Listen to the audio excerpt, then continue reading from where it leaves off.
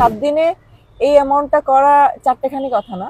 এটা কি এক্সপেক্টেড নাকি আনএক্সপেক্টেড রেসপন্স? এটা আনএক্সপেক্টেড রেসপন্স। ডেফিনেটলি 7 দিনে এই অ্যামাউন্টটা করা চারটেখানি কথা না। এটাই বুঝিয়ে দিচ্ছে যে বরবাদ সিনেমাটা আসলে কোন কোন লেভেলের সিনেমা হয়েছে এবং কোথায় আছে বরবাদ সিনেমা কারেন্টলি। বরবাদ সিনেমার বাজেট প্রায় 16 কোটি টাকা।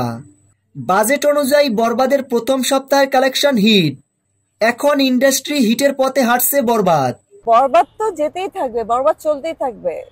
কোরবানি শেষ হয়ে যাবে, তারপরে বরবাদ চলতে থাকবে। আমার মনে হয় যে আমরা এটা যদি 2 মাস ঠিকঠাক মতো চলে, এটা ইনশাল্লাহ 100 কারোরের ঘরে নাম লেখাবে। 26.76 কোটি গ্রোস এখন পর্যন্ত আনঅফিসিয়ালি খবর পাওয়া গেছে। শীঘ্রই বরবাদ টিম থেকে অফিসিয়ালি ঘোষণা আসবে। আপনারা কি এটা অফিসিয়ালি জানাবেন কিনা?